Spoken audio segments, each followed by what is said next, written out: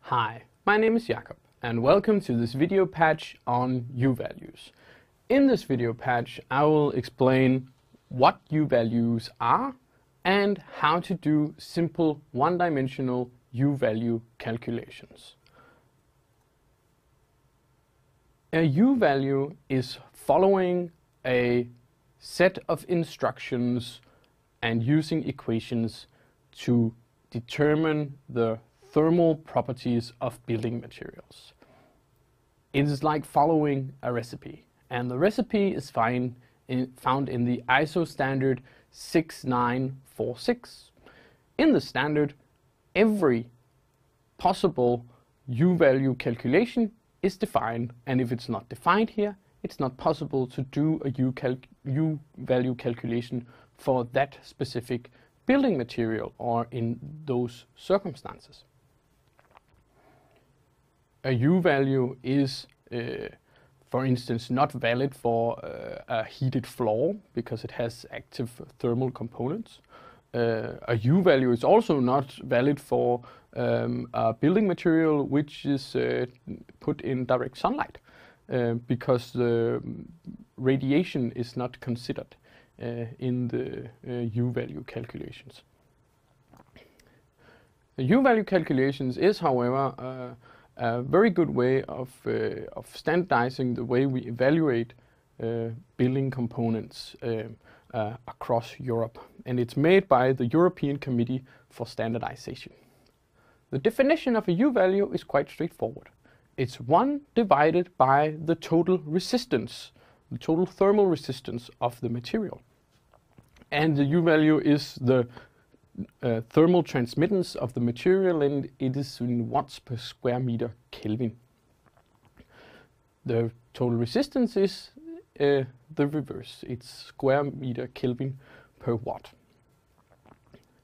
A U-value makes intuitive sense because it determines the amounts of watts which goes through a building material of a certain surface area and with a certain temperature difference from the inside the building material to the outside or through the building material. So if you know the temperature difference and you know the area and you have the U-value, then you can determine how many watts going through that building material. A U-value is defined from environment to environment, and that means that a U-value will change depending on where the building component is placed and how the flow of energy or thermal energy is through the building component. This is possible to see if you look at what defines the total resistance of a building material, because we have the internal resistance R subscript SI, the resistance of the layers, and the resistance of the external on the building component.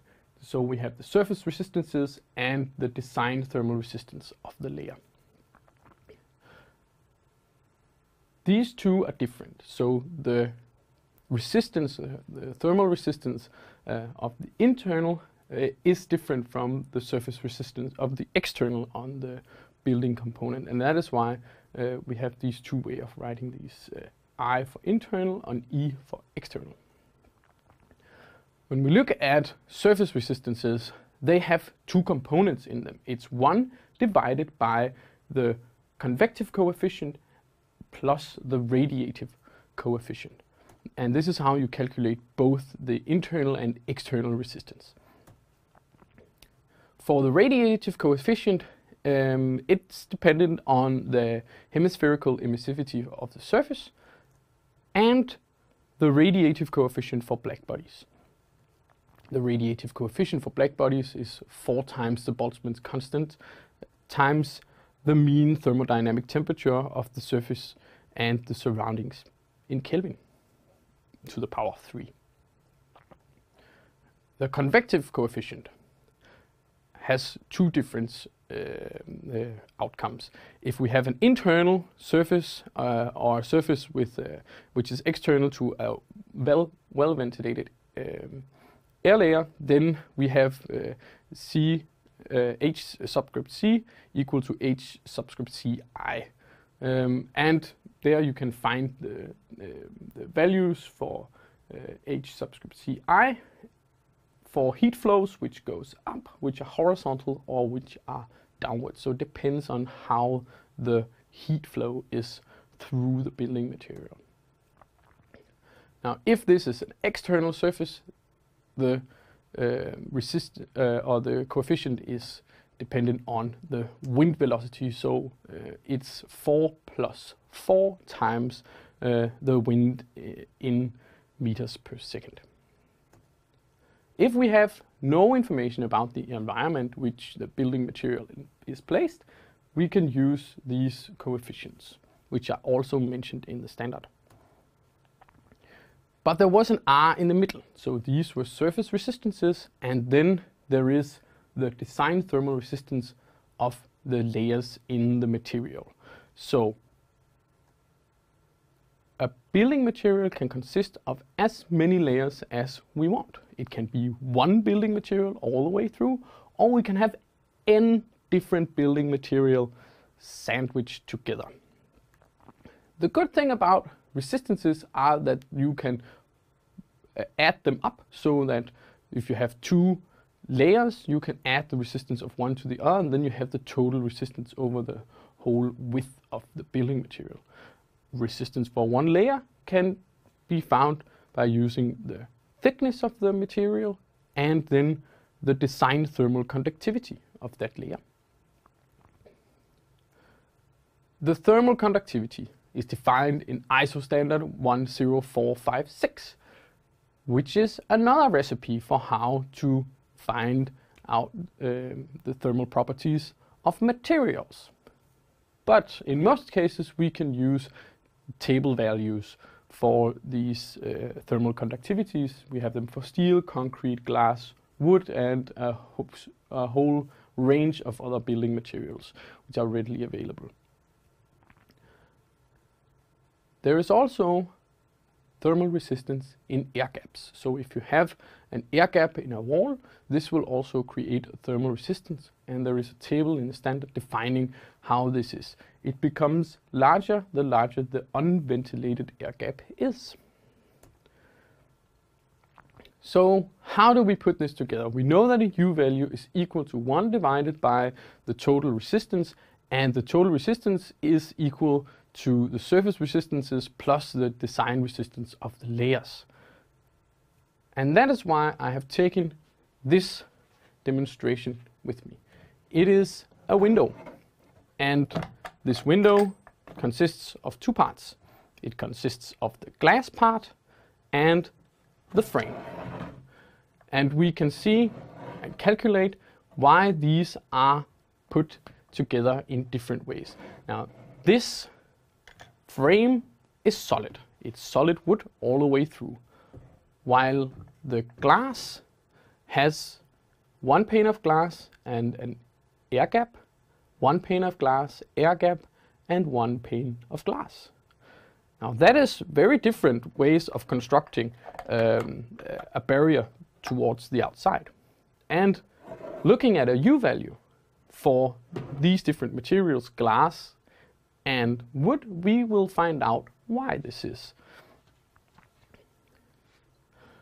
Wood has a thermal conductivity of 0.12, and in this demonstration it has a thickness of 10 centimeters, 0.1 meters. We don't know where this window is going to be placed, so we're going to use the tabular values for internal and external surface resistance.